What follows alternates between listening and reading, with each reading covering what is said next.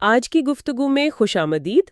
آج ہم ایک بڑی دلچسپ تحقیق پر بات کر رہے ہیں جو ایک کتاب کی شکل میں ہے اور مردوں کو خواتین کو بہتر سمجھنے میں مدد دینے کا کہہ لیں کہ وعدہ کرتی ہے۔ جی ہاں۔ خاص طور پر ہم دیکھیں گے کہ جذباتی تعلق کیسے بنتا ہے، سننے کی کیا اہمیت ہے اور ایک محفوظ ماحول وہ کیسے بنایا جائے۔ جی بالکل، اور یہ جو مواد ہے یہ ڈاکٹر جان گاٹمن اور ان کے ساتھیوں کی مشہور لو لیب کی دہائیوں پر محیط تحقیق پر مبنی ہے۔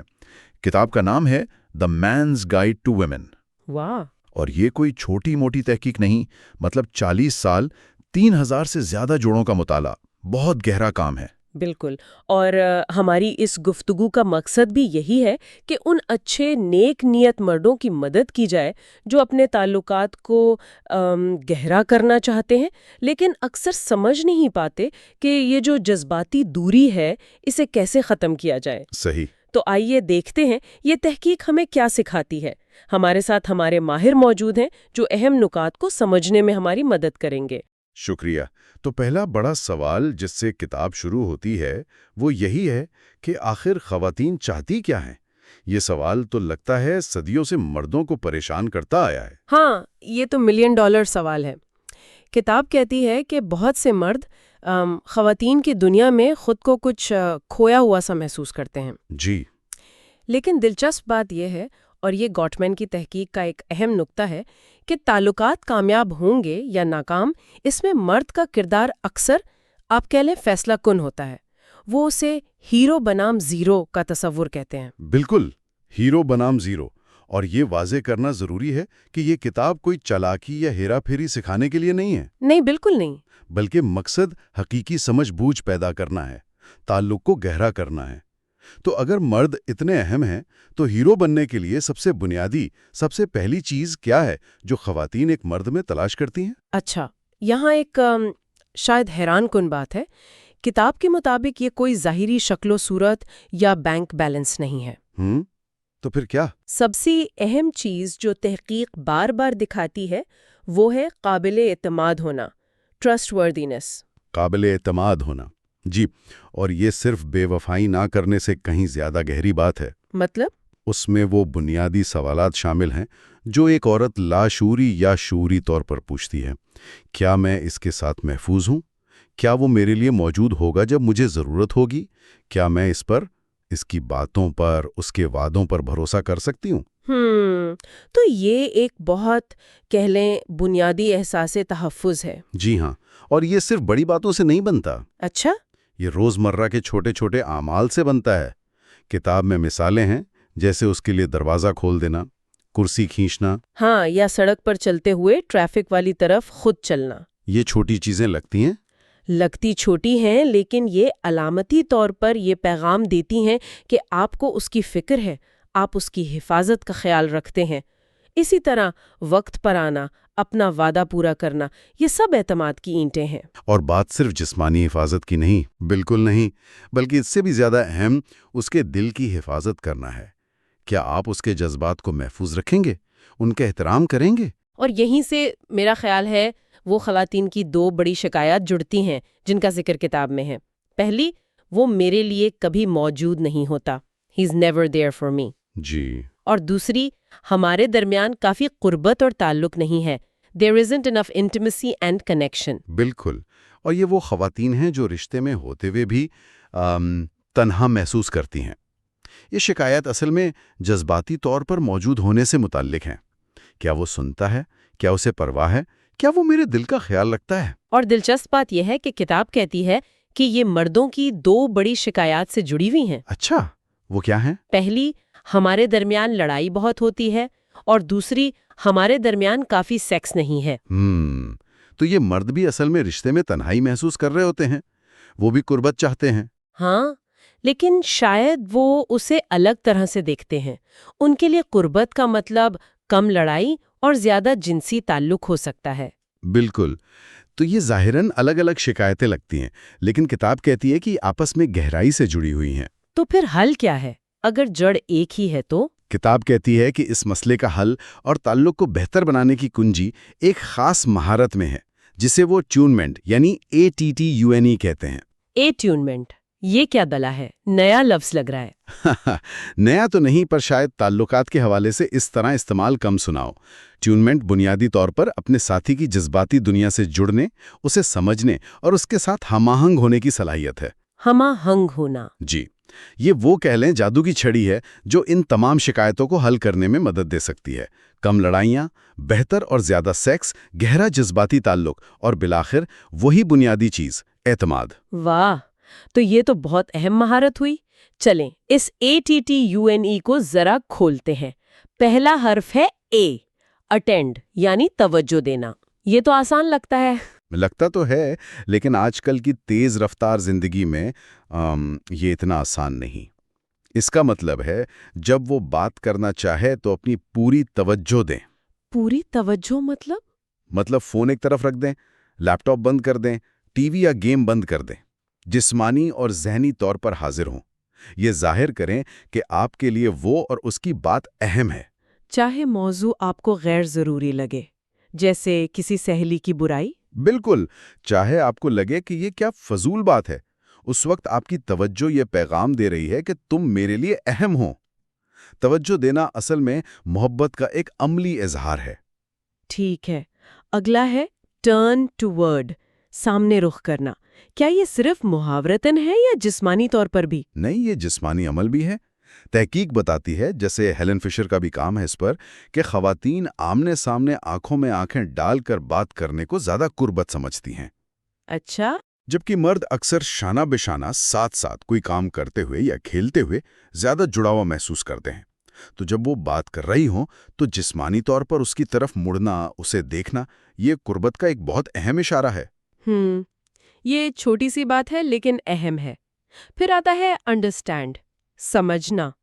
اس کا مطلب صرف سر ہلانا تو نہیں ہوگا؟ بالکل نہیں، اس کا مقصد ہے کوشش کرنا کہ آپ سمجھیں وہ کیا محسوس کر رہی ہے اور وہ صورتحال اس کے لیے کیا معنی رکھتی ہے۔ مثال کے طور پر؟ فرض کریں وہ اپنی کسی سہیلی یا کام کی جگہ کے بارے میں شکایت کر رہی ہے، تو مردوں کا پہلا رد عمل کیا ہوتا ہے؟ فوراً مشورہ دینا، تمہیں یہ کرنا چاہیے تھا، یا فکر نہ کرو، یہ کر لو، مسئلہ حل کرنے کی کوشش۔ بالکل، کتاب کہتی ہے یہ نہیں کرنا، کم سے کم فوراً نہیں، نہ ہی اس کی بات کو مذاق میں اڑائیں یا کہیں ارے یہ تو کچھ بھی نہیں۔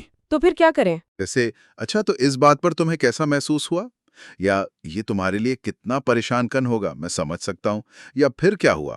مقصد یہ دکھانا ہے کہ آپ واقعی سمجھنے میں دلچسپی رکھتے ہیں، نہ کہ صرف ہاں میں سمجھ گیا کہہ کر جان چھڑانا۔ یہ واقعی ایک مختلف زاویہ ہے۔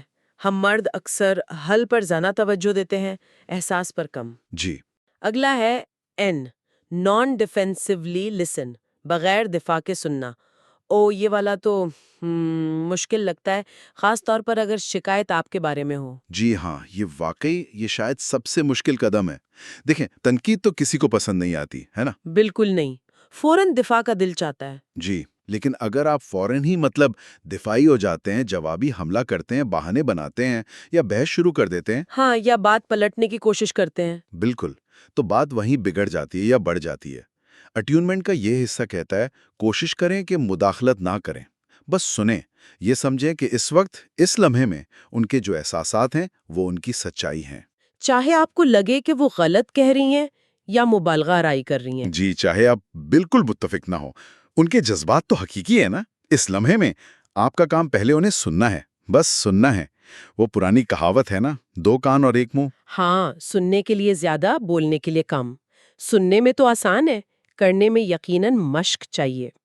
کتاب کہتی ہے کہ جو مرد اپنے غصے کو قابو میں رکھ سکتے ہیں، فوراً بھڑکتے نہیں، ان کے تعلقات سب سے مضبوط ہوتے ہیں۔ بالکل، اسے وہ ڈاؤن ریگولیٹ کرنا کہتے ہیں۔ اور آخری حرف ہے ای، ایمپتھائز، ہمدردی کرنا۔ یہ سمجھنے، انڈرسٹینڈ سے کیسے مختلف ہے؟ سمجھنا ایک ذہنی کوشش ہے کہ وہ کیا سوچ رہی ہے، کیا کہہ رہی ہے۔ ہمدردی، ایمپتھائز، ایک جذباتی کوشش ہے۔ یہ کوشش کرنا کہ آپ محسوس کریں کہ وہ کیسا محسوس کر رہی ہے، اچھا۔ چاہے آپ کو اس کی وجہ منطقی نہ لگے۔ آپ پوچھیں وہ کیسا محسوس کر رہی ہے، اس کی باڈی لینگویج پر غور کریں، پھر اسے بتائیں کہ آپ اس کے احساسات کی قدر کرتے ہیں اور آپ کو سمجھ آ رہا ہے کہ وہ ایسا کیوں محسوس کر رہی ہے۔ یہ صحیح یا غلط ہونے کی جنگ نہیں ہے۔ تو یہ کہنا کہ ہاں میں سمجھ سکتا ہوں کہ تمہیں غصہ کیوں آیا ہوگا یا یہ واقعی تکلیف دہ بات ہے۔ بالکل، اس سے اس کا جذباتی دماغ پرسکون ہوتا ہے۔ اسے لگتا ہے کہ آپ اس کے ساتھ ہیں، اس کے خلاف نہیں۔ یہاں یہ نقطہ اہم ہے جو کتاب نے بھی واضح کیا کہ ہمدردی کا مطلب یہ نہیں کہ آپ ہر بات سے متفق ہوں۔ قطعی نہیں۔ اس کا مطلب صرف یہ ہے کہ آپ نے سنا، آپ سمجھ گئے کہ وہ کیا محسوس کر رہی ہے۔ کتاب کہتی ہے کہ اگر آپ پہلے یہ کر لیں، اٹیونمنٹ کے یہ 5 قدم، تو بعد میں مسئلے کا حل نکالنا یا اپنی بات کہنا بہت آسان ہو جاتا ہے۔ جی ہاں، لڑائیاں کم ہوتی ہیں، قربت بڑھتی ہے۔ کیوں؟ کیونکہ وہ خود کو محفوظ اور سنا ہوا محسوس کرتی ہے۔ اور یہ اٹیونمنٹ، یہ یاد رکھنا ضروری ہے، کوئی پیدائشی صلاحیت نہیں ہے۔ یہ ایک مہارت ہے۔ بالکل، یہ ایک مہارت ہے جو مشق سے بہتر ہوتی ہے۔ یہ صرف مسائل حل کرنے کے لیے نہیں، بلکہ روزمرہ کی چھوٹی چھوٹی باتوں میں بھی تعلق کو گہرا کرنے کا ایک طریقہ ہے۔ اٹیونمنٹ کے ساتھ ساتھ وہ جسمانی اور جذباتی حفاظت والی بات بھی بہت اہم لگی۔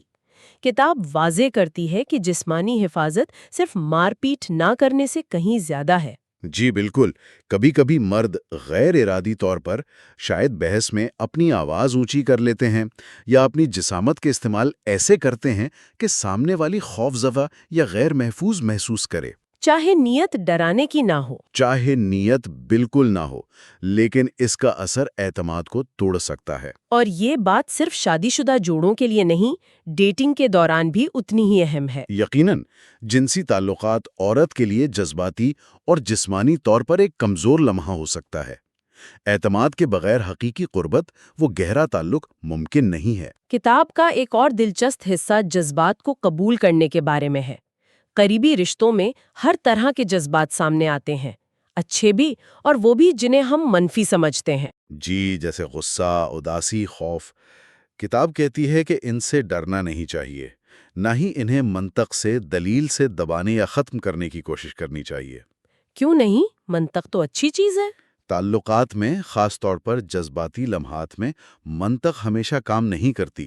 قبولیت زیادہ اہم ہے، یہ تسلیم کرنا کہ یہ جذبات موجود ہیں اور جائز ہیں۔ اور کتاب یہ بھی کہتی ہے کہ خواتین میں اکثر مردوں کے مقابلے میں زیادہ شدید جذبات ہو سکتے ہیں، جس کی کچھ حیاتیاتی، ہارمونل وجوہات بھی ہیں۔ ہاں، یہ ایک حقیقت ہے، اور اس فرق کو سمجھنے کے لیے کتاب میں وہ کھیل کے میدان والی مثال بہت شاندار ہے۔ او ہاں، وہ کک بال بمقابلہ ہاپ اسکاچ والی، مجھے یاد ہے۔ لڑکوں کا کھیل تھا کک بال۔ مقصد کیا تھا؟ کھیل کھیلنا، جیتنا، اصولوں پر عمل کرنا۔ بالکل، اور جب ایک لڑکا برائن کھیل کے دوران رونے لگتا ہے تو اسے کھیل میں رکاوٹ سمجھا جاتا ہے۔ دوسرا لڑکا گیب اسے کہتا ہے، ارے بس کرو تاکہ کھیل جاری رہے۔ جذبات ایک مسئلہ ہے جسے جلدی حل کرنا ہے۔ اس کے برعکس لڑکیوں کا کھیل تھا ہاپ اسکاچ۔ وہاں مقصد کیا تھا؟ وہاں تعلقات زیادہ اہم تھے، باری لینا، انصاف، ایک دوسرے کا خیال رکھنا۔ جی، اور جب ایک لڑکی کیتھی دوسری لڑکی بیرٹ نہ پہننے پر اداس ہوتی ہے تو کھیل رک جاتا ہے اور ان کے جذبات، ان کی ناراضگی گفتگو کا مرکز بن جاتے ہیں۔ وہ ایک دوسرے کو سمجھنے کی کوشش کرتی ہیں۔ حل، یعنی بیرٹ کو جیب میں رکھنا، وہ بات کی بات ہے۔ اصل چیز تعلق ہے۔ کیا بہترین مثال ہے یہ فرق سمجھانے کے لیے۔ تو اس کا سبق کیا نکلا؟ سبق یہ ہے کہ مرد اکثر پوچھتے ہیں کہ عورت جذباتی ہو کر کیا حاصل کرنا چاہتی ہے۔ کتاب کہتی ہے کہ یہ ایک مردانہ سوال ہے۔ عورت کے لیے اداسی، غصہ یا خوف جیسے جذبات منفی نہیں ہوتے جن سے چھٹکارا پانا ہے، وہ بس ہوتے ہیں، اور وہ اصل میں قربت اور اعتماد بنانے کے موقع ہوتے ہیں۔ بالکل، انہیں ٹھیک کرنے کی کوشش نہ کریں، ان سے ٹیون کریں۔ یہ سمجھنا کہ جذبات تعلقات کا ایک لازمی اور صحت مند حصہ ہیں، نہ کہ کوئی مسئلہ جسے فوراً حل کرنا ہے، یہ ہیرو بننے کی طرف ایک اور اہم قدم ہے۔ ٹھیک ہے، تو یہ تھا حصہ اول کا خلاصہ، اعتماد، اٹیونمنٹ، حفاظت اور جذبات کو سمجھنا۔ اب ہم حصہ دوم کی طرف بڑھتے ہیں، ہر موسم کا مرد، A Man for All Seasons۔ جی، یہاں بات ہوگی ہارمونز کی، موڈ کی، خوف کی اور کشش کے ان غیر زبانی اشاروں کی۔ یہ سب کیسے جڑتا ہے ایک ہیرو بننے سے؟ حصہ دوم اس بات پر غور کرتا ہے کہ ایک ہیرو صرف اچھے وقتوں میں ہی نہیں، بلکہ مختلف حالات، مختلف موسموں میں کیسے رد عمل ظاہر کرتا ہے۔ پہلا نقطہ ہارمونز اور موڈ کا ہے۔ اچھا۔ خواتین کا ماہانہ سائیکل، ایسٹروجن اور پروجسٹرون کے اتار چڑھاؤ، ان کے موڈ پر اثر انداز ہو سکتے ہیں۔ کبھی وہ زیادہ ملنسار، زیادہ بات چیت کرنے والی محسوس کر سکتی ہیں۔ اور کبھی شاید زیادہ چڑچڑی یا تنہائی پسند۔ جی بالکل۔ اور پھر پی ایم ایس یعنی پری مینسٹرل سنڈروم کا ذکر آتا ہے، جس کی علامات میں جذباتی حساسیت، چڑچڑاپن، اداسی، جسمانی تکالیف شامل ہو سکتی ہیں۔ ہاں، یہ ایک حقیقت ہے بہت سی خواتین کے لیے۔ تو یہاں مرد کا رد عمل، ایک ہیرو کا رد عمل کیا ہونا چاہیے؟ اکثر تو مرد گھبرا جاتے ہیں یا شاید غلط بات کہہ لیتے ہیں۔ ہاں، یہ بہت نازک معاملہ ہے۔ کتاب کا مشورہ بہت واضح ہے۔ پہلا کام، اس کے جذبات کو سنیں، وہ حقیقی ہیں۔ چاہے وہ پی ایم ایس کی وجہ سے ہوں یا کسی اور وجہ سے؟ بالکل، وجہ جو بھی ہو، احساس تو سچا ہے نا، اس وقت اس کے لیے وہ حقیقت ہے۔ دوسرا، اور یہ بہت اہم ہے، کبھی بھی اس کے جذبات کا الزام پی ایم ایس پر نہ لگائیں۔ یہ نہ کہیں، اچھا تمہارا تو لگتا ہے پی ایم ایس چل رہا ہے۔ ہاں، یہ تو سیدھا پوائنٹس کھونے والی بات ہے، چاہے سچ ہی کیوں نہ ہو۔ بالکل، چاہے آپ کو 100% یقین ہو، یہ کہنے سے گریز کریں۔ اسے لگے گا کہ آپ اس کے احساسات کو سنجیدگی سے نہیں لے رہے۔ اور تیسرا، اسے ٹھیک کرنے کی کوشش نہ کریں۔ وہ مشورے نہ دیں کہ ایسے نہیں ویسے سوچو۔ تو بس وہی اٹیونمنٹ والے اصول لاگو ہوں گے، سننا، سمجھنا، ہمدردی کرنا۔ جی، کتاب میں غلط اور صحیح رد عمل کی مثالیں بھی ہیں۔ غلط، لگتا ہے تمہاری ہر مہینے کی ترس کھانے والی پارٹی شروع ہو گئی، بس کرو اب، اس سے باہر نکلو۔ اف، اور صحیح رد عمل، ایسا لگ رہا ہے تم اس وقت کافی اداس ہو، کیا ہوا؟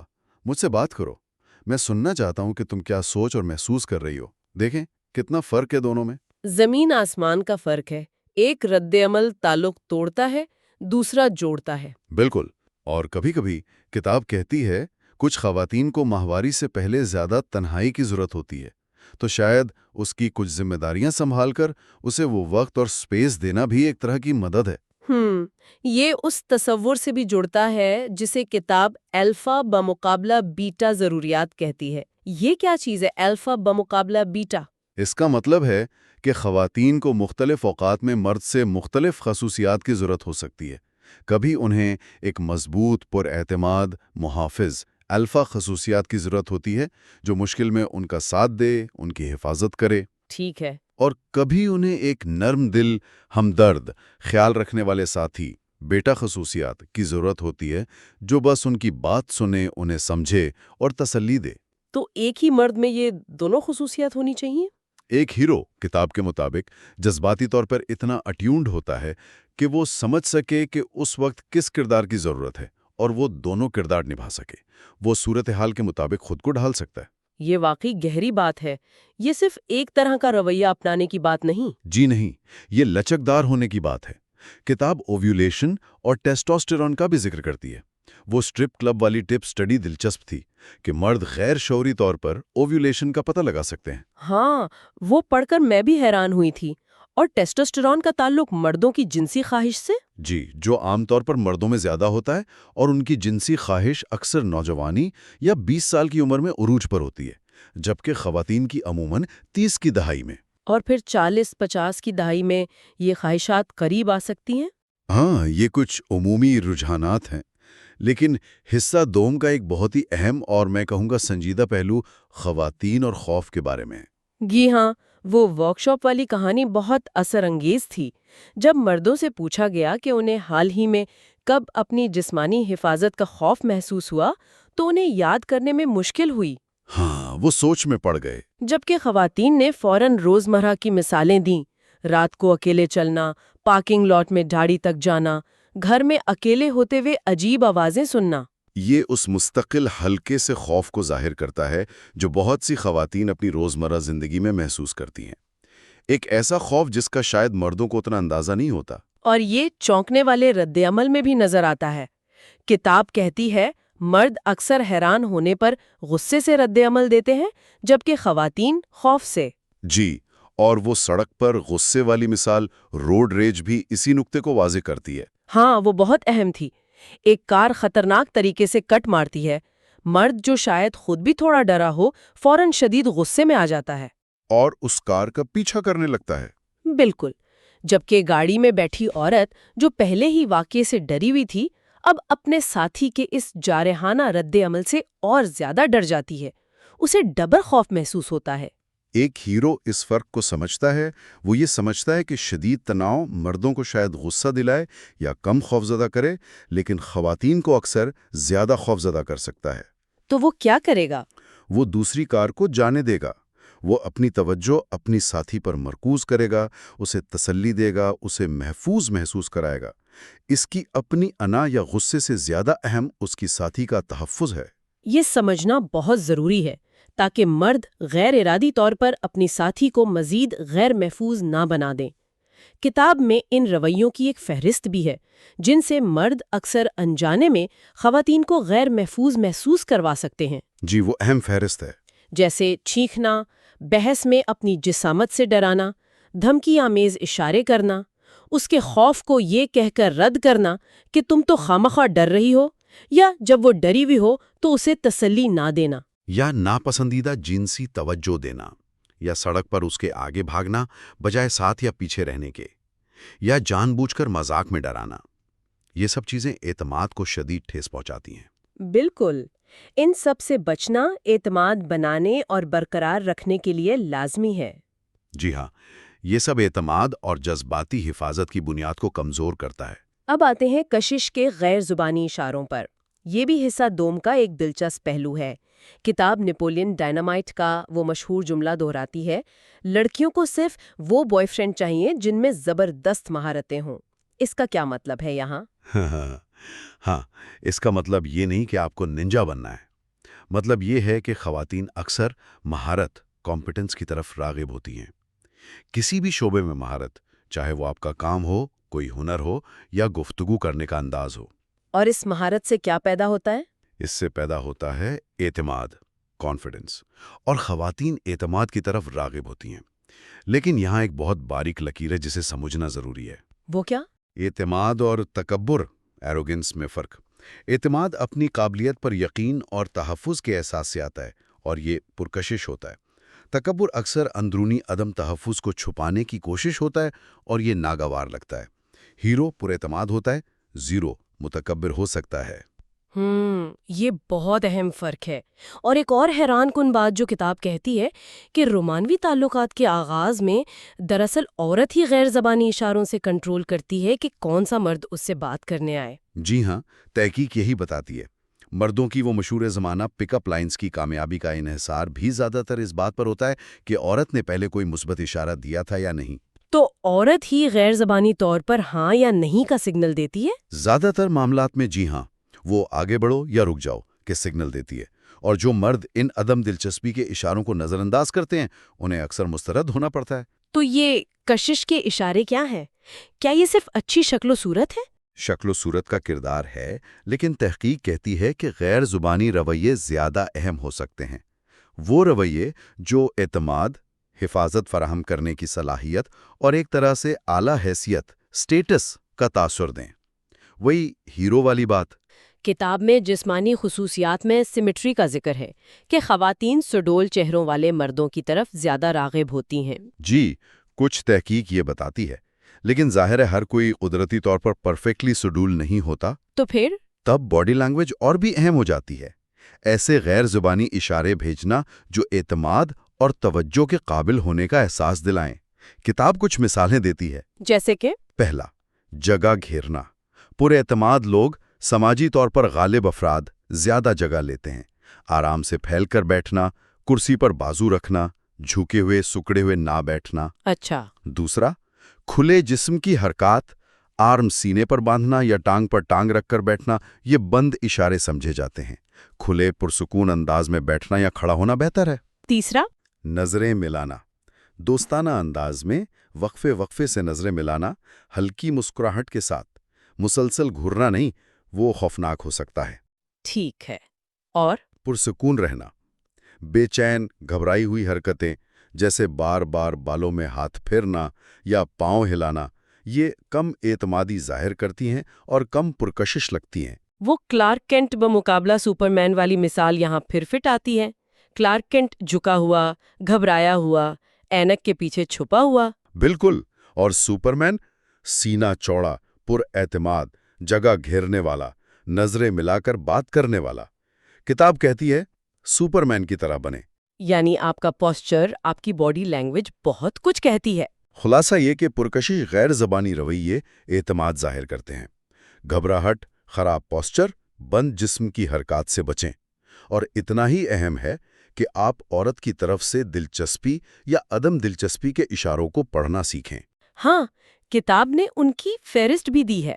دلچسپی کے اشارے کیا ہو سکتے ہیں؟ جیسے بار بار آپ کی طرف دیکھنا اور پھر نظریں چرانا، بات کرتے ہوئے آپ کی طرف جھکنا، اپنے بالوں یا زیورات سے کھیلنا، گلاس کے تنے کو سہلانا وغیرہ، یہ ممکنہ اشارے ہیں۔ اور عدم دلچسپی کے، جنہیں نظر انداز کرنا زیرو بننے کے برابر ہے؟ جی، جیسے نظریں بالکل نہ ملانا، سوائے اس کے کہ وہ بہت شرمیلی ہو، جمائی لینا، جسم کا رخ آپ سے دوسری طرف رکھنا، کمرے میں ادھر ادھر دیکھنا جیسے بور ہو رہی ہو، یا صاف صاف کہہ دینا کہ وہ دلچسپی نہیں رکھتی۔ ان اشاروں کا احترام کرنا بہت ضروری ہے۔ بالکل۔ دیگر زیرو رویوں میں اپنی صفائی ستھرائی اور لباس کا خیال نہ رکھنا، بہت زیادہ نشے میں ہونا یا وہی تکبر کا مظاہرہ کرنا شامل ہے۔ بنیادی طور پر یہ سب خود آگاہی اور سماجی ذہانت کا معاملہ ہے۔ واہ، یہ تو واقعی بہت کچھ تھا سمجھنے کو حصہ اول اور دوم میں۔ تو اگر ہم آج کی گفتگو کا خلاصہ کریں تو ہم نے دیکھا کہ خواتین کے لیے اعتماد اور جذباتی و جسمانی تحفظ کتنے بنیادی ہیں۔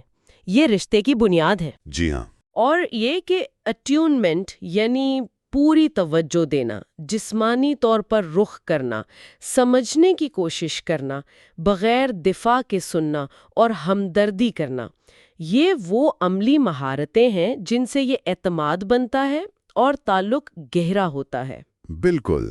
اور پھر ہم نے دیکھا کہ یہ سمجھنا کہ خواتین خوف کو کیسے محسوس کرتی ہیں، یا ہارمونز ان کے موڈ پر کیسے اثر انداز ہو سکتے ہیں، یا ان کے بھیجے گئے غیر زبانی اشاروں کو پڑھنا سیکھنا، یہ سب مردوں کو زیادہ محسر، زیادہ ہمدرد اور ہاں، کتاب کی زبان میں ہیرو پارٹنر بننے میں مدد دے سکتا ہے۔ اور اہم بات یہ کہ یہ سب مہارتیں ہیں، یہ سیکھی جا سکتی ہیں۔ جی ہاں، یہ کوئی پیدائشی راز نہیں ہے، یہ وقت اور کوشش سے سیکھی جا سکتی ہیں، مشق سے بہتر ہوتی ہیں۔ بالکل، یہ کتاب اور یہ تحقیق ایک بہترین نقشہ، ایک گائیڈ فراہم کرتی ہیں، لیکن اصل کامیابی تو میرے خیال میں اپنی مخصوص پارٹنر کی منفرد شخصیت، اس کی ضروریات اور خواہشات کو سمجھنے اور ان کا احترام کرنے میں ہے۔ ہر رشتہ، ہر انسان منفرد ہوتا ہے۔ یہ نقطہ سب سے اہم ہے۔ یہ کوئی ایک سائز سب پر فٹ ہونے والا فارمولا نہیں ہے، بلکہ یہ سمجھ بوجھ بڑھانے کے اوزار ہیں۔ انہیں اپنی صورتحال کے مطابق استعمال کرنا ہے۔ تو سننے والوں کے لیے ایک چھوٹا سا چیلنج یا سوچنے کی بات، اگلے ایک ہفتے میں روزانہ کم از کم ایک بار جان بوجھ کر اٹیونمنٹ کے کسی ایک قدم کی مشق کرنے کی کوشش کریں۔ اچھا خیال ہے۔ چاہے وہ صرف پوری توجہ سے سننا ہو جب آپ کی پارٹنر بات کر رہی ہو، یا صرف جسمانی طور پر اس کی طرف رخ کرنا ہو، یا شاید بغیر دفاع کی سننے کی کوشش کرنا ہو۔ دیکھیں اس چھوٹی سی کوشش سے کیا فرق پڑتا ہے۔ یہ ایک بہترین عملی قدم ہے۔ چھوٹی تبدیلیاں اکثر بڑے اور مثبت نتائج لا سکتی ہیں۔ ہم بات کریں گے حصہ سوم اور چہارم کی، جو بتاتے ہیں کہ جذباتی تعلق کیسے بنایا جائے، بھروسہ کیسے قائم کیا جائے اور کیسے اس تعلق کو زندگی بھر نبھایا جائے۔ جی، اور یہ کتاب اصل میں ان مرد حضرات کے لیے ایک طرح کی رہنمائی ہے جو محسوس تو کرتے ہیں کہ رشتے میں کوئی کمی ہے، کوئی آپ کہہ لیں جذباتی دوری سی ہے، مگر انہیں سمجھ نہیں آتا کہ اس دوری کو، اس خلا کو کیسے پر کیا جائے۔ بالکل، تو آج کی گفتگو کا مقصد یہی ہے کہ کتاب کے بتائے ہوئے ان طریقوں کو سمجھا جائے جو اس جذباتی خلا کو مٹانے میں مدد دے سکتے ہیں۔ صحیح۔ کتاب کہتی ہے کہ یہ سمجھنا کہ خواتین جذباتی طور پر کیا چاہتی ہیں، یہی اصل چابی ہے۔ تو آج ہم دیکھیں گے کہ کیسے توجہ سے بات سنی جائے، کیسے جذباتی طور پر حاضر رہا جائے، اور کیسے وہ محفوظ ماحول بنایا جائے رشتے میں۔ چلے شروع کرتے ہیں۔ جی ضرور۔ تو کتاب ایک بہت عام مسئلے سے شروع ہوتی ہے۔ کہتی ہے کہ اکثر خواتین کی دو بڑی شکایتیں ہوتی ہیں۔ ایک تو یہ کہ وہ میرے لیے جذباتی طور پر موجود نہیں ہوتا، اور دوسری ہمارے رشتے میں وہ گہرائی، وہ تعلق نہیں ہے جو ہونا چاہیے۔ جی۔ دوسری طرف مردوں کی اپنی شکایتیں ہوتی ہیں، جیسے لڑائی جھگڑا بہت ہوتا ہے اور ہمارے درمیان وہ جسمانی نزدیکی، وہ انٹیمیسی کافی نہیں ہے۔ سننے میں تو یہ بالکل الگ الگ باتیں ہکتی ہیں، ہے نا؟ ہاں، بظاہر تو بالکل الگ ہیں، لیکن کتاب کا جو مرکزی نقطہ ہے وہ یہ ہے کہ یہ چاروں شکایات جو دونوں طرف سے آ رہی ہیں اصل میں ایک ہی جگہ جڑی ہوئی ہیں۔ اچھا؟ جی، اور وہ جڑ ہے ایک خاص مہارت جسے کتاب اٹیونمنٹ یعنی جذباتی ہم آہنگی پیدا کرنا کہتی ہے۔ اٹیونمنٹ؟ ہاں، کتاب کا دعویٰ ہے کہ اگر مرد یہ مہارت سیکھ لیں تو نہ صرف خواتین کی جو بنیادی ضرورت ہے یعنی بھروسہ اور تحفظ کا احساس وہ پوری ہوتی ہے، بلکہ مردوں کی اپنی شکایت بھی کم ہو جاتی ہیں، مطلب لڑائیاں کم، قربت زیادہ۔ یہ تو بہت اہم بات لگ رہی ہے، اٹیونمنٹ۔ لیکن اس کا مطلب کیا ہے روزمرہ زندگی میں؟ کیسے کریں یہ اٹیونمنٹ؟ کتاب نے اسے آسان بنانے کے لیے ایک مخفف دیا ہے، ایک ایکرونیم ATTUNE۔ آئیں اس کو کھول کر دیکھتے ہیں۔ ٹھیک ہے، اے سے کیا بنتا ہے؟ اے ہے اٹینڈ، یعنی توجہ دینا۔ یہ سب سے پہلا قدم ہے۔ جب آپ کی ساتھی بات کرنا چاہیں تو سب کچھ چھوڑ دیں، فون ایک طرف، ٹی وی بند، پوری توجہ ان کی طرف۔ یہ صرف سننا نہیں، یہ بتانا ہے کہ تم اور تمہاری بات دونوں میرے لیے اہم ہیں۔ توجہ دینا، ٹھیک ہے۔ اور ٹی ٹی، یہ 2 ٹی کیوں ہیں؟ ٹی ٹی ہے ٹرن ٹوورڈ، یعنی ان کی طرف رخ کرنا۔ یہ صرف دماغی توجہ نہیں، جسمانی طور پر بھی ان کی طرف مڑنا ہے، آمنے سامنے بیٹھ کر بات کرنا۔ کتاب کہتی ہے مرد اکثر ساتھ ساتھ بیٹھ کر ٹی وی دیکھنے یا کوئی کام کرنے کو قربت سمجھتے ہیں، پر خواتین کے لیے اکثر آمنے سامنے کا رابطہ، آنکھوں میں آنکھیں ڈال کر بات کرنا زیادہ اہم ہے۔ اچھا، یہ ٹرن ٹورڈ، صحیح۔ آگے یو ہے؟ انڈرسٹینڈ، یعنی سمجھنا۔ اور یہاں بہت اہم نقطہ ہے، مقصد سمجھنا ہے، مسئلہ حل کرنا نہیں۔ اوہ، یہ تو مشکل ہے۔ مرد تو فوراً حل بتانے لگتے ہیں۔ بالکل، یہی عام غلطی ہے۔ کتاب کہتی ہے سوال پوچھیں، آپ کیسا محسوس کر رہی ہیں، یا اس صورتحال کا آپ کے لیے کیا مطلب ہے؟ ان کے جذبات اور خیالات کو جاننے کی کوشش کریں، نہ کہ فوراً اپنا مشورہ دیں۔ ٹھیک ہے، سمجھنا، حل کرنا نہیں۔ اوکے، اگلا ہے این۔ این ہے نان ڈیفینسولی لسن، یعنی بغیر اپنا دفاع کیے سننا۔ یہ شاید سب سے چیلنجنگ حصہ ہے۔ ہاں، یہ تو ہے، خاص کر جب بات اپنی کسی غلطی کی ہو رہی ہو۔ جی، فوراً صفائی دینا یا الٹا الزام لگانا یہ بہت عام رد عمل ہے، لیکن یہ رشتے کو نقصان دیتا ہے۔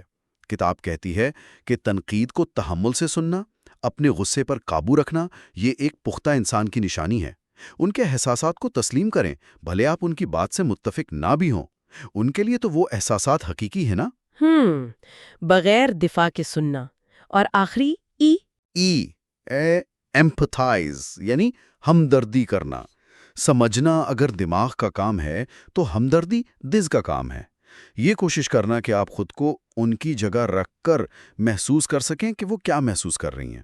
ان کے جوتوں میں پیر ڈال کر دیکھنا جسے کہتے ہیں۔ بالکل وہی، جب کوئی آپ کے درد کو سمجھتا ہے، محسوس کرتا ہے، تو کتاب کہتی ہے اس سے بڑا جذباتی سکون ملتا ہے۔ یہ ATTUNA تو واقعی بہت جامع ہے، خاص طور پر وہ بغیر دفاع کے سننا۔ جب غصہ آ رہا ہو یا اپنی غلطی سامنے آ رہی ہو تو کیسے قابو پایا جائے؟ کوئی ٹپ دی ہے کتاب نے؟ ہاں، کتاب مانتی ہے کہ یہ مشکل ہے۔ وہ کہتی ہے کہ یہ پریکٹس سے آتا ہے۔ ایک طریقہ یہ ہے کہ جب آپ محسوس کریں کہ آپ دفاعی ہو رہے ہیں تو ایک لمبی گہری سانس لیں، خود کو یاد دلائیں کہ مقصد بحث جیتنا نہیں بلکہ تعلق کو بہتر بنانا ہے۔ آپ یہ بھی کہہ سکتے ہیں، مجھے یہ سن کر تھوڑا مشکل لگ رہا ہے لیکن میں آپ کی بات سمجھنا چاہتی ہوں۔ اچھا، اس سے دوسرے کو بھی پتہ چلتا ہے کہ آپ کوشش کر رہے ہیں۔ اور یہ یاد رکھنا ضروری ہے کہ جب تک یہ جذباتی جڑاؤ نہیں ہوگا، وہ جو مردوں کی شکایت تھی نا جسمانی قربت کی کمی کی، وہ بھی پوری طرح حل نہیں ہوگی۔ خواتین کو جنسی خواہش محسوس کرنے کے لیے جذباتی طور پر محفوظ محسوس کرنا بہت ضروری ہے۔ صحیح، یعنی جذباتی تعلق پہلے آتا ہے۔ جی ہاں۔ اچھا، اور جب اختلافات بہت بڑھ جائیں، بحث شروع ہو جائے، باب 10 میں اس پر بھی بات ہے؟ بالکل، اور یہاں بھی وہی بنیادی فرق نظر آتا ہے۔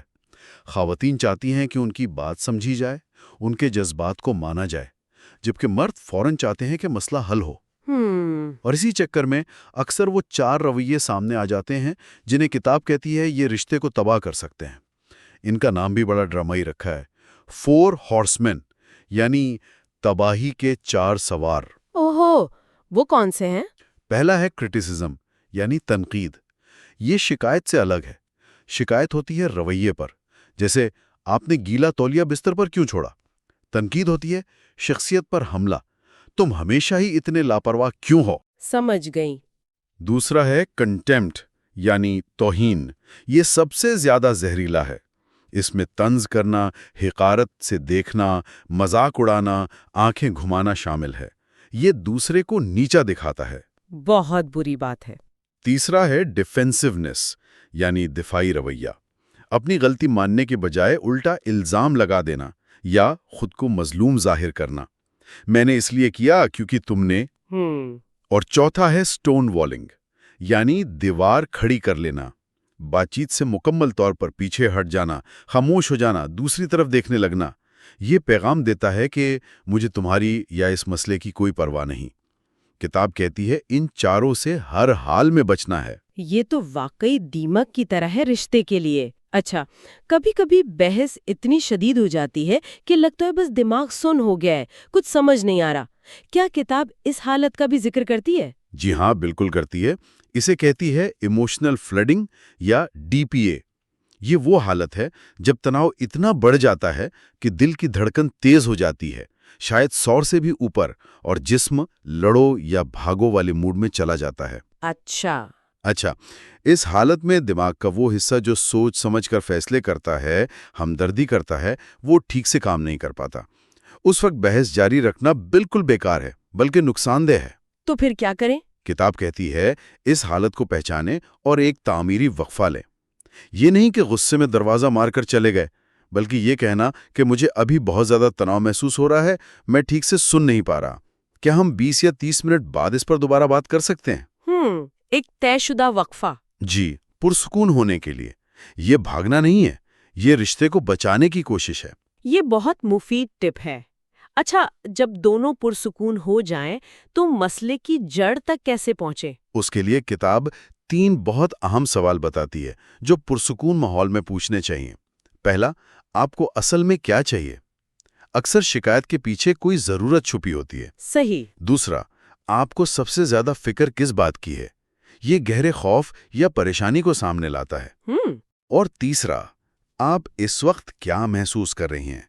ये बराह रास्त जज्बात को अहमियत देता है। ये सवालात बहस को सतही इल्जाम तराशी से हटाकर असल मुद्दे पर लाते हैं।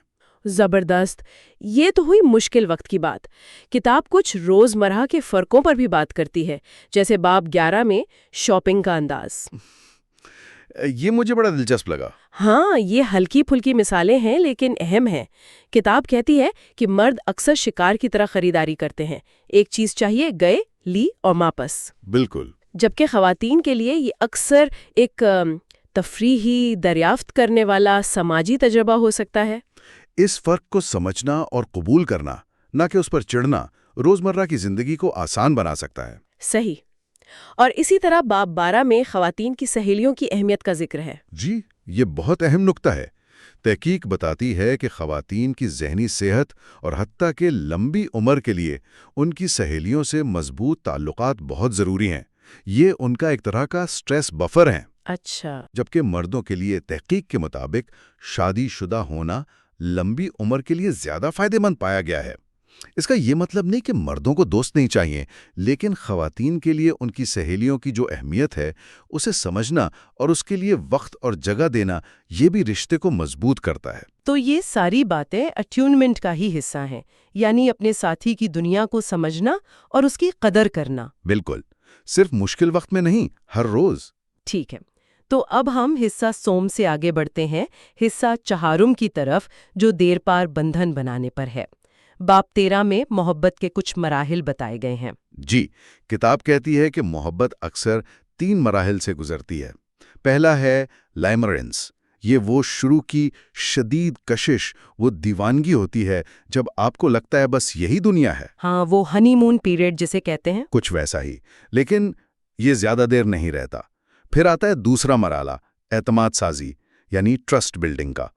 यहाँ आप देखते हैं कि क्या ये शख्स भरोसे के काबिल है, क्या वो आपके राज रख सकता है, क्या मुश्किल में साथ देगा।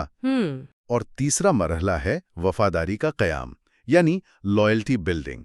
जब आप एक दूसरे से वाबस्तगी का अहद करते हैं, मुस्तकबिल के मंसूबे बनाते हैं।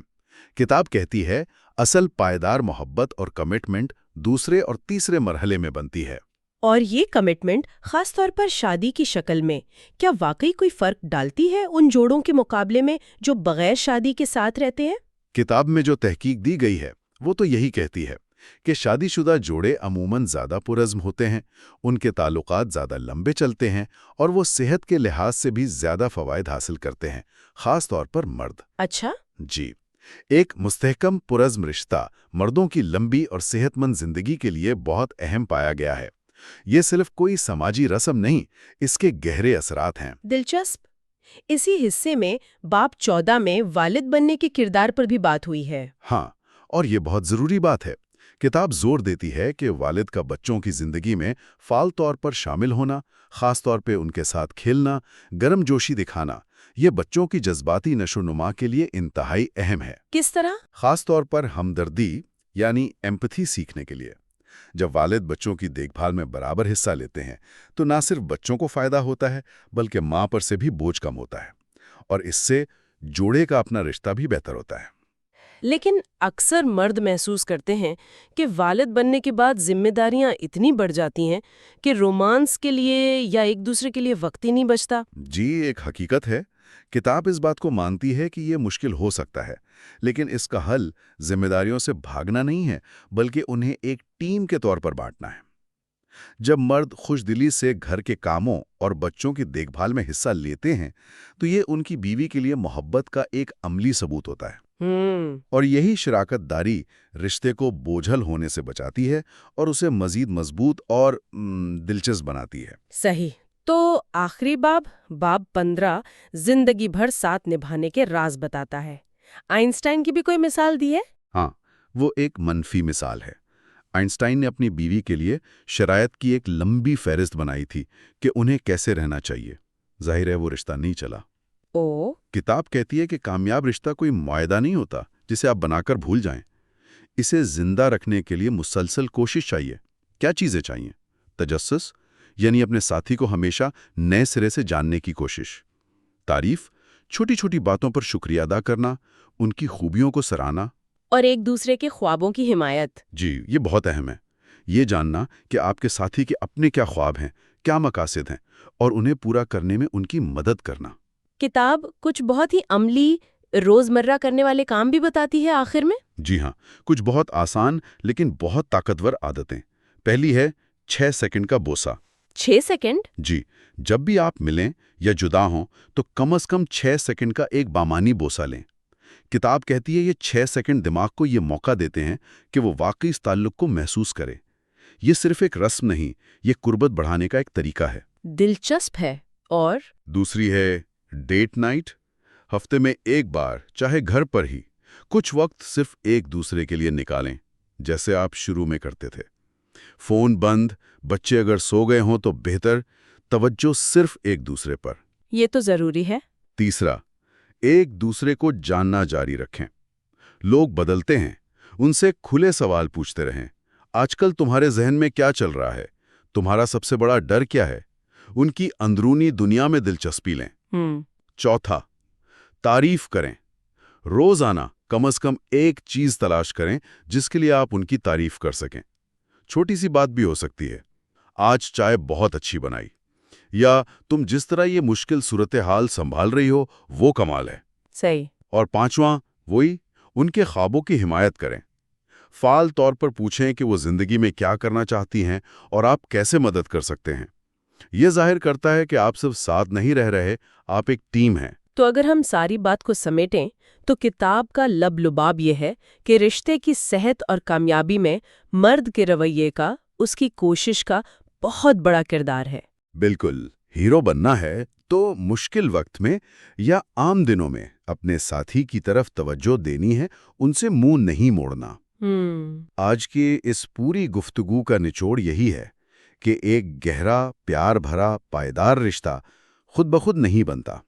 اس کے لیے شعوری کوشش کرنی پڑتی ہے۔ صحیح۔ یہ کوشش ہے ٹیون ہونے کی، سمجھنے کی، اختلافات کو اچھے طریقے سے حل کرنے کی، اور روزانہ چھوٹی چھوٹی چیزوں سے محبت کو تازہ رکھنے کی، اور ان سب کی بنیاد ہے اعتماد۔ اور یہ سمجھنا کہ خواتین جذباتی طور پر کیا ڈھونڈ رہی ہیں کہ انہیں سنا جائے، سمجھا جائے، وہ محفوظ محسوس کریں، ان سے جوڑا جائے، شاید یہی وہ چابی ہے جو مردوں کو وہ گہری قربت دے سکتی ہے جس کی انہیں خود بھی تلاش ہوتی ہے۔ بالکل۔ سننے والوں کے لیے بس ایک آخری خیال چھوڑ کر جاؤں گا۔ کیا آج سے آپ یہ ارادہ کر سکتے ہیں کہ اپنے رشتے میں، خاص طور پر جب کوئی مشکل بات ہو رہی ہو، اٹیونمنٹ کی شعوری طور پر کوشش کریں گے؟ صرف یہ جاننے کی کوشش کریں کہ آپ کے ساتھی کے لیے اس لمحے میں کیا اہم ہے، بجائے اس کے کہ آپ کیا سمجھتے ہیں کہ اہم ہونا چاہیے۔ یہ چھوٹی سی تبدیلی، یہ نیت ایک بہت بڑا فرق لا سکتی ہے۔ آج ہم دا مینز گائیڈ ٹو ویمن کتاب کے کچھ خاص حصوں کو دیکھ رہے ہیں، خاص طور پر وہ حصے جو کشش کے بالکل شروع کے مراحل پر بات کرتے ہیں۔ کتاب اسے رغبت دلانے کی سائنس کہتی ہے، اور پھر اس سے آگے بڑھ کر یہ دیکھنا کہ کیا کسی تعلق میں صرف جسمانی کشش سے زیادہ گہرائی کا امکان ہے۔ مطلب وہ شروع کی چنگاری تو ٹھیک، لیکن کیا اس سے کچھ پائیدار بن سکتا ہے، یہ سمجھنے کی کوشش کریں گے۔ بالکل، اور اہم بات یہ ہے کہ کتاب یہ سب صرف اندازوں پر نہیں چھوڑتی۔ جیسا کہ ذرائع بتاتے ہیں، اس کے پیچھے کچھ سائنسی تحقیق کا حوالہ بھی ہے، جیسے لو لیب کی فائنڈنگز، فیرومونز کا ذکر، نفسیاتی سٹڈیز وغیرہ۔ مقصد یہاں کوئی چالاکی سکھانا نہیں، بلکہ سمجھ پیدا کرنا ہے، کیونکہ جب آپ سمجھتے ہیں کہ یہ چیزیں کیسے کام کرتی ہیں، تبھی آپ حقیقی قربت کی طرف بڑھ سکتے ہیں۔ صحیح، تو آئیے وہیں سے شروع کرتے ہیں۔ رغبت دلانے کی سائنس۔ کتاب میں فیرومونز کا ذکر ہے۔ ایک مثال تو کسی آفٹر شیو کی ہے جو شاید مارکیٹنگ زیادہ لگتی ہے، لیکن اصل بات قدرتی فیرومونز کی ہو رہی ہے، وہ کیمیکل سگنلز جو ہمارے جسم سے نکلتے ہیں۔ جی بالکل، قدرتی فیرومونز یہ جلد اور پسینے کے غدود سے خارج ہوتے ہیں، اور کتاب کے مطابق یہ کشش پیدا کرنے میں کافی طاقتور ہو سکتے ہیں۔ کبھی کبھی ہوتا ہے نا کہ کسی کی موجودگی یا خوشبو بس صحیح لگتی ہے، یہ وہی چیز ہے۔ اچھا، تو یہ صرف کہنے کی بات نہیں؟ نہیں، اس کی حیاتیاتی بنیاد ہے۔ تحقیق بتاتی ہے، جیسا آپ نے کہا، خواتین کی سونگنے کی حس عموماً زیادہ تیز ہوتی ہے۔ ان کے ناک میں وہ خاص وومیرونیزل ریسیپٹرز ہوتے ہیں جو لاشعوری طور پر ان فیرومونز کو پکڑتے ہیں، اور یہ سگنلز سیدھے دماغ کے ان حصوں کو متاثر کرتے ہیں جو جذبات کنٹرول کرتے ہیں۔ مثال کے طور پہ، وہ جو چھوٹے بچے کے سر کی خوشبو ہوتی ہے، وہ خواتین میں آکسیٹوسن ریلیز کرتی ہے۔ وہ تعلق والا ہارمون؟ جی، اور مزید ثبوت بھی ہیں۔ ساواک اور ان کے ساتھیوں کی برین امیجنگ سٹڈیز نے دکھایا کہ مردوں کے پسینے کے کیمیکلز خواتین اور ہم جنس پرست مردوں میں ہائپوتھیلیمس کو متحرک کرتے ہیں۔ یہ دماغ کا وہ حصہ ہے جو تولیدی رویے سے جڑا ہے، لیکن وہی کیمیکلز مخالف جنس پرست مردوں میں وہ رد عمل نہیں دیتے۔ اچھا، اور اسی طرح خواتین کے پیشاب کے کیمیکلز صرف مخالف جنس پرست مردوں میں وہ حصہ متحرک کرتے ہیں۔ مونیل کیمیکل سینسس سینٹر کی ریسرچ نے بھی تصدیق کی کہ جنسی رجحان کی بنیاد پر خوشبو کی پسند ناپسند مختلف ہوتی ہے۔ تو یہ واقعی ایک لاشعوری کیمیائی سطح پر چل رہا ہوتا ہے۔ جی ہاں، یہ ہمارے کنٹرول سے باہر ہے، یہ ایک بنیادی کیمسٹری ہے۔ تو خوشبو یا فیرومونز کہیں، کشش میں ایک بہت اہم مگر اکثر پوشیدہ کردار ادا کرتے ہیں۔ یہ تو بہت ہی دلچسپ ہے۔ کتاب میں وہ فیرومون پارٹیز کا ذکر بھی ہے جہاں لوگ صرف ٹی شرٹ کی خوشبو سونگھ کر پارٹنر چنتے تھے، یہ کیا ہے؟ ہاں، یہ ایک عجیب تجربہ تھا۔ لوگ ملے بغیر صرف خوشبو کی بنیاد پر فیصلہ کر رہے تھے، اور حیران کن بات یہ ہے کہ کتاب کہتی ہے کہ ان میں سے تقریباً آدھے جوڑے وہ لمبا چلے۔ 50% صرف خوشبو کی بنیاد پر؟ یقین نہیں آتا۔ ہاں، یہ اس بات کی طرف اشارہ ہے کہ یہ لاشعوری مطابقت، یہ کیمسٹری کتنی اہم ہو سکتی ہے۔ ظاہر ہے یہ پوری کہانی نہیں، لیکن یہ ایک اہم پہلو ضرور ہے۔ ٹھیک ہے، تو خوشبو اور فیرومون سے آگے بڑھتے ہیں۔ کتاب پہلے بوسے، فرسٹ کس پر بہت زور دیتی ہے۔ یہ صرف رومانوی لمحہ نہیں بلکہ ایک فیصلہ کن موڑ ہے۔ ایسا کیوں؟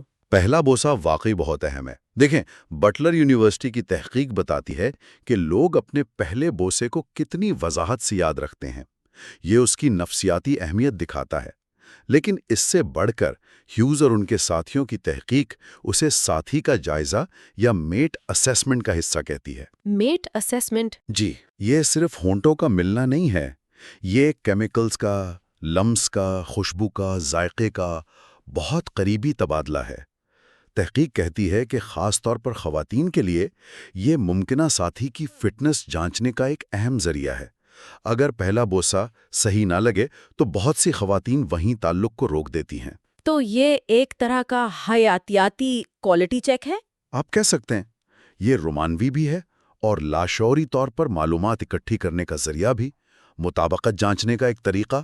اچھا، تو فرض کریں ابتدائی کشش ہے، فیرومونز بھی ٹھیک کام کر رہے ہیں، پہلا بوسہ بھی ہو گیا، اب اگلا مرحلہ یہ کیسے جانیں کہ کیا اس میں صرف وقتی جسمانی کشش سے زیادہ کچھ ہے؟ کتاب یہاں ایک مسئلے کا ذکر کرتی ہے، ہمارے اپنے ہارمونز، خاص طور پر لائمیرنس۔ یہ کیا چیز ہے؟ لائمیرس یہ وہ شدید کیفیت ہے جسے ہم عام طور پر کہتے ہیں محبت میں پاگل ہو جانا۔ اس وقت دماغ میں ڈوپامین، آکسیٹوسن جیسے کیمیکلز کا طوفان ہوتا ہے، خوشی ہوتی ہے، توانائی ہوتی ہے، دوسرے شخص پر شدید توجہ ہوتی ہے۔ لیکن اس کا ایک مسئلہ بھی ہے، یہ کیمیکلز ہمارے فیصلہ کرنے کی صلاحیت کو گڑبڑ کر دیتے ہیں۔ ہم ممکنہ ساتھی کی خامیاں نہیں دیکھ پاتے، سرخ چھنڈیاں نظر انداز کر دیتے ہیں۔ آکسیٹوسن جو خاص طور پر جسمانی قربت کے وقت ریلیز ہوتا ہے، وہ تو فیصلے کو خراب کرنے کے ساتھ ساتھ خطرے کے احساس کو بھی کم کر دیتا ہے۔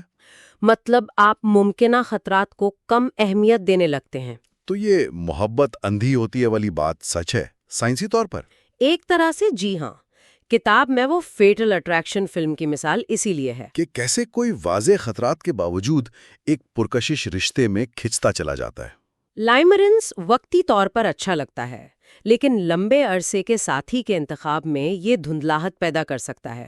اس کے علاوہ کتاب ایک اور چیز کا ذکر کرتی ہے، امپرنٹنگ، جس کا تعلق ماضی سے ہے۔ یہ کیا ہے؟ امپرنٹنگ کا نظریہ کہتا ہے کہ ہماری زندگی کے بالکل شروع کے تجربات، خاص طور پر پہلے 1.5 سال میں ہمارے بنیادی نگہداشت کرنے والوں یعنی والدین وغیرہ کے ساتھ جو تعلق بنتا ہے، وہ ہماری بالغ زندگی کے رومانوی تعلقات پر گہرا اثر ڈالتا ہے۔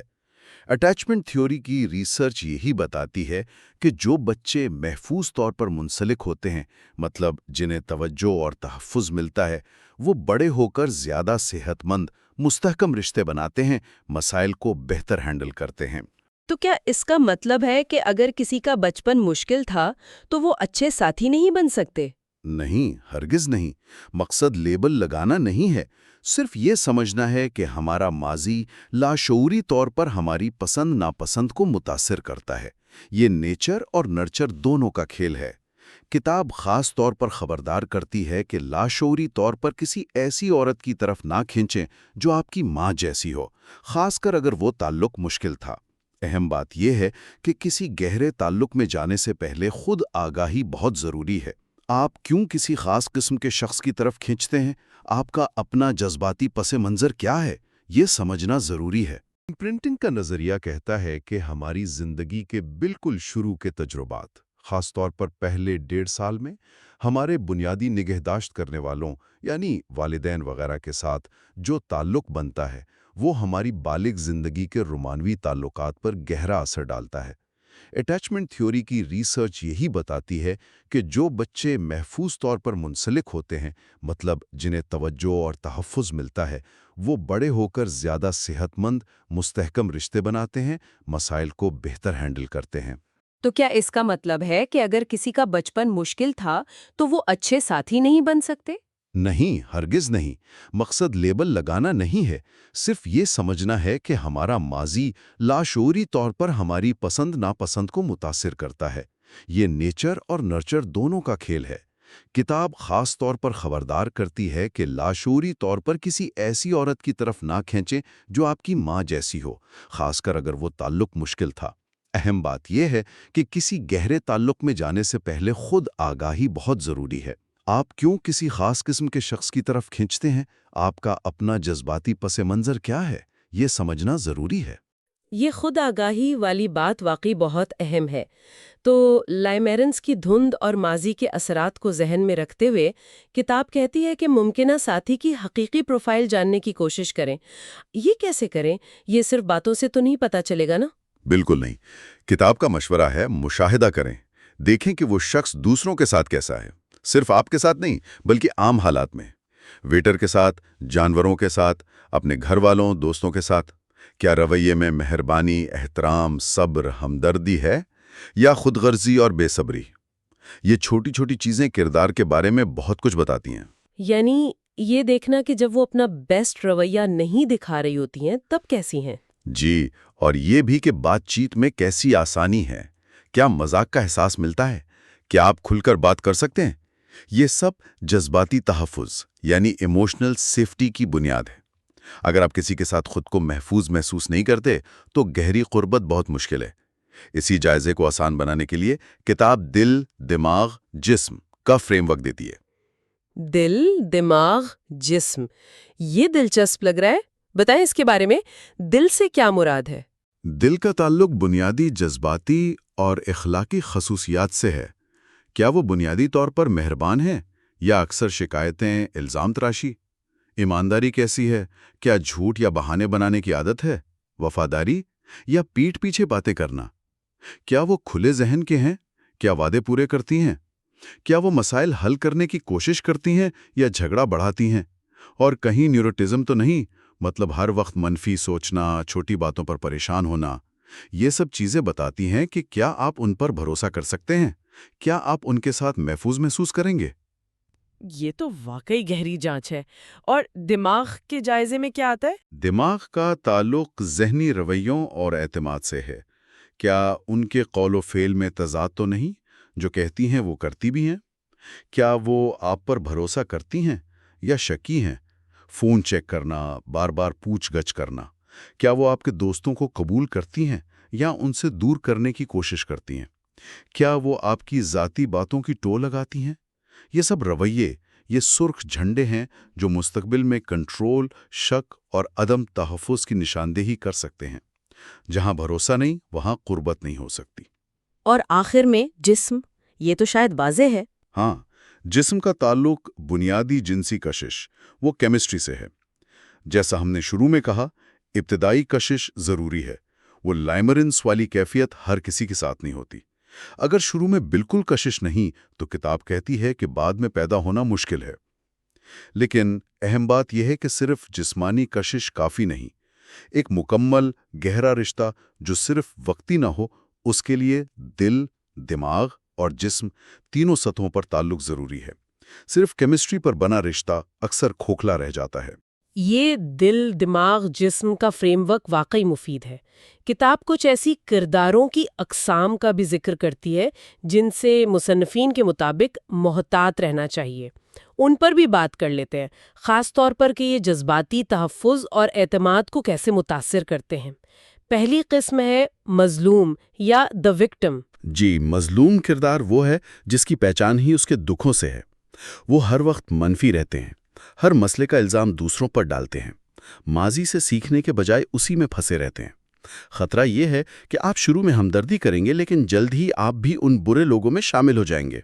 ये एक बहुत बोझल रिश्ता बन जाता है। दूसरी किस्म है शहजादी या द प्रिंसेस। नाम से ही जाहिर है।